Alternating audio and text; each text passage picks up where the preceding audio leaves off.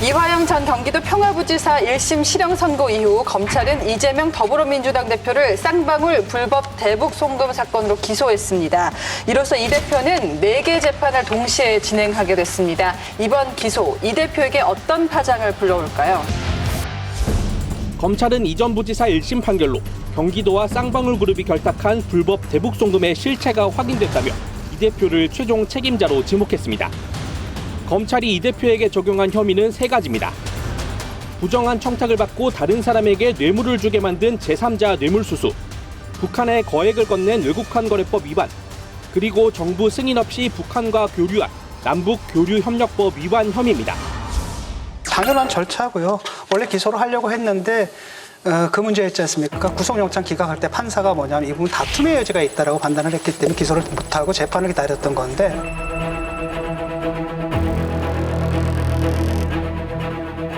그 판단이 일단 내려진 겁니다. 그래서 이번 기소 결정은 검찰에서 했더라기보다도 법원에서 하라고 시킨 거다. 사실상 그렇게 보고요. 그렇기 때문에 아마 굉장히 타격이 클 거라는 겁니다. 왜냐하면 민주당에서 이제까지 항상 이걸 갖다 검찰 독재, 검찰의 뭐 정치적 박해 이런 프레임으로 가져갔는데 이번에 문제가 된 건 법원이거든요. 법원에서 그들의 주장이 하나도 안 받아들여졌다는 겁니다.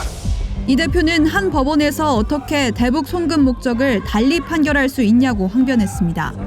지난해 5월 안부수 아태엽 회장 1심 판결에서 수원지법 재판부는 쌍방울의 대북 송금 목적을 주가 상승이라고 봤는데 같은 법원 다른 재판부는 이화영 전 부지사 재판에서 이재명 지사 방북 살해금이라고 판단한 걸 지목한 겁니다.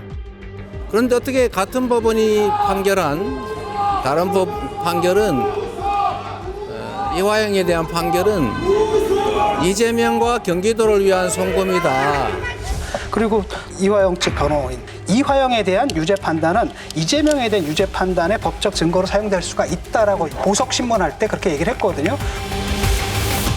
본인들도 알고 있습니다. 이화영이 유죄면 당연히 이재명도 유죄다.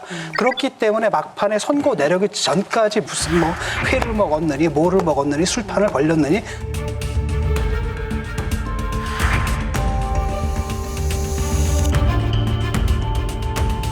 근데 보석신문에서도 또 황당한 얘기를 하거든요. 선고를 연기해달라는 거예요.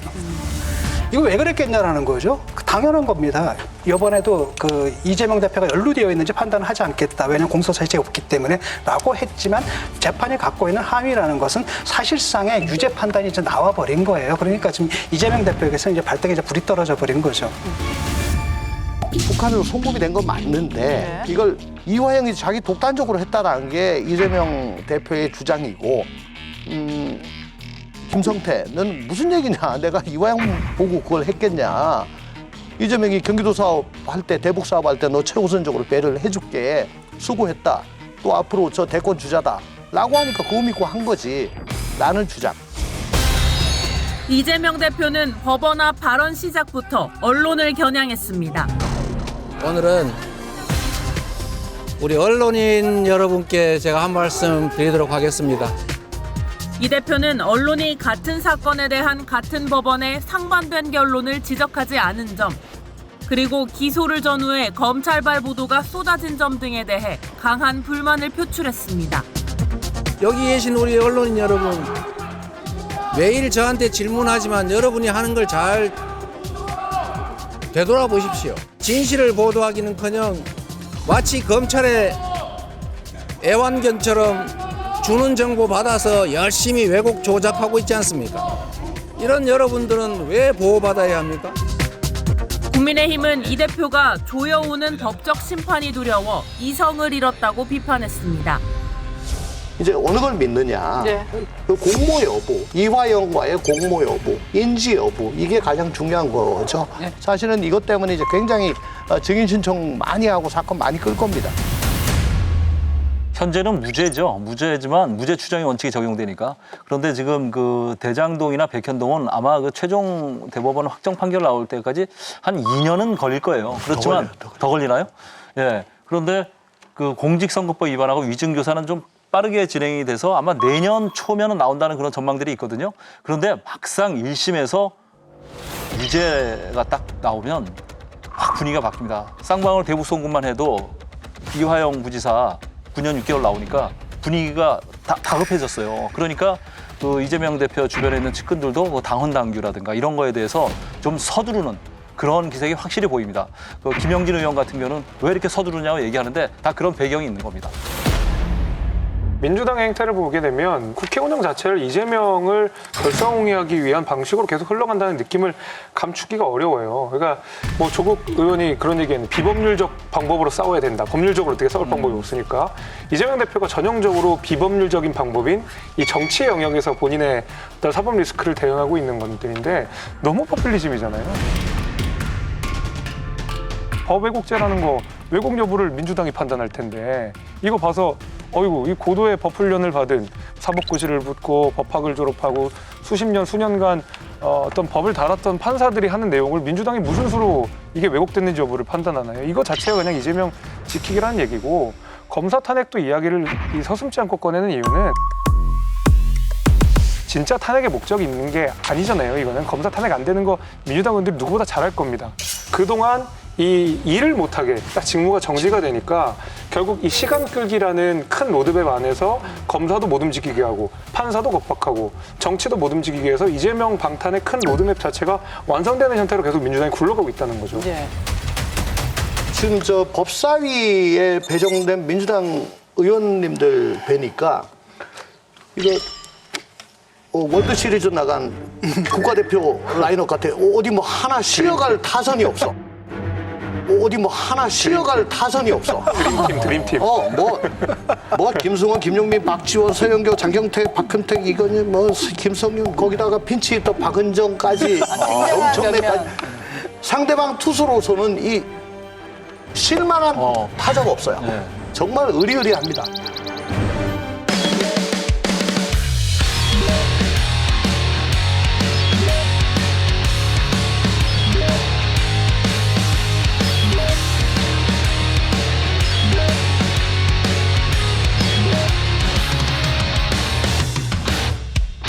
우리 정청래 위원장이 어떠신 분입니까? 과방 위원장 계실 때 참 정말 주옥 같은 그 명언을 남기시면서 그 국민의힘을 정말 단칼에 제압하고 그렇게 쭉쭉쭉 진행하셨잖아요. 우리 가방위원장이 한쪽으로 지금 자꾸 편중하게 운영하시는데 좀 중립적으로 운영해 주시기를 부탁드립니다. 민주당 의원님들이 불만 있을 정도로 중립적으로 제가 진행을 했어요. 뭘 더 중립적으로 하라는 말입니까? 한마디 하면 돼요. 중립적으로 운영해 달라고. 뭘 거기다 본인이 하고 싶은 얘기를 다 보태서 합니까? 앞으로 위원장에게 그런 식의 태클 걸지 마세요. 권성동 의원! 권성동 똑바로 해! 우선 정청래 위원회 그 위원장 자격이 있는지에 대해서 심각한 의문을 권성동 의원 표시합니다. 의사진행 발언만 하세요. 이 의사진행 발언이에요. 권성동 의원 그렇게 힘이 셉니까? 본회의에서 선출된 위원장이에요. 알겠어요?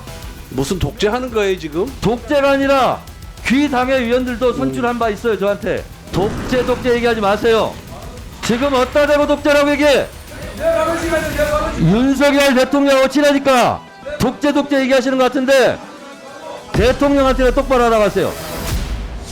이제 상임위에서 올라오면 그날로 그냥 처리해서 그 다음날 본회의 열어가지고 이 한 사흘이면은 그렇죠. 법안이 처리가 되도록 하는 그 키맨이기 때문에 3선 때 과방위원장을 하셨던 분을 4선 때 원래 위원장 한 번 하면 이제 안 시켜주거든요.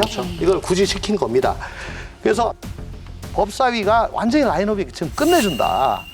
이거 어떻게 할 거냐, 국힘. 중요한 건 지금 4건의 재판이 진행되고 있는데 유무죄 가능성이잖아요. 조홍천 의원은 판사 출신이 검사 출신이긴 하지만 그 유무죄 가능성에 대해서 어느 정도 보세요? 굉장히 오래 걸릴 겁니다. 어쨌든 사건이. 대선 전에 과연 이게 끝날 것인가. 저는 그렇게 쉽지 않다고 보고요. 지금 검찰도 그렇고 법원도 그렇고 과거보다 굉장히 속도가 느려졌어요. 옛날엔 3개월 접수하고 3개월 넘어가면 챙기고 왜 이렇게 장기 미제가 많냐라고 닥달을 받았는데 요즘은 뭐 1년, 2년, 3년은 그냥 갑니다. 지체된 정의는 정의가 아닙니다. 빨리 해야 되고요. 재판 계속 중인 피고인을 대선 테이블에 올려놓고 뽑을까 말까 고뇌를 해야 됩니까? 그렇지는 않잖아요. 그 전에 빨리 확정돼가지고 O냐 X냐가 또 판별이 나야지. 그렇기 때문에 이렇게 계속 연장하는 게 이재명 대표한테 좋은 건 아니다. 네. 빨리 끝내는 게 좋다. 근데 지연된 정의는 정의가 아니지만 이재명 대표는 정의를 바라지 않기 때문에 어쨌든 지연시키려고 할 거라는 생각이 듭니다.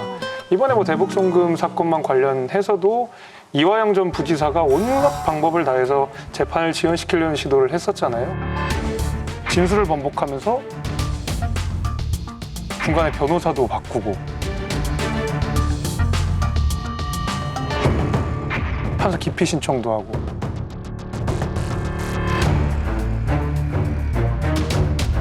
계속 이 합법적인 수단 내에서 그냥 뭐 어쨌든 절차적인 수단 내에서 재판을 지연하고 싶으면 최대한 지연하는 게 이번 이화영 전 부지사의 판결이었고 이재명 대표도 지금 모든 재판을 대하는 태도가 그와 다르지 않습니다. 아마 최대한 이 시간을 끌고 3년 내에 이 많은 혐의들 가운데서 어떠한 것도 유죄를 받지 않기로 하는 것이 이재명 대표의 앞으로 어떤 플랜일 것이기 때문에 지연된 정의가 아니라 그냥 지연하는 것이 아마 목표일 겁니다. 근데 윤석열 정부가 지금 좀 제대로 하면은 그 말씀이 힘을 받을 수가 있어요. 근데 거의 과반에 가까운 또 국민들은 윤석열 정부가 자기는 못하니까 그저 야당에 대해서 조작 수사하고 탄압하고 이게 먹힌다 말입니다. 좀 제대로 하면서 그 말씀하시라고요. 민생 좀 챙기세요, 제발. 그렇도록 하겠습니다. 여러분, 여기를 눌러서 구독을 해주시면 강적들 컨텐츠를 빠르게 만나보실 수가 있습니다. 알람 설정도 잊지 말아주세요.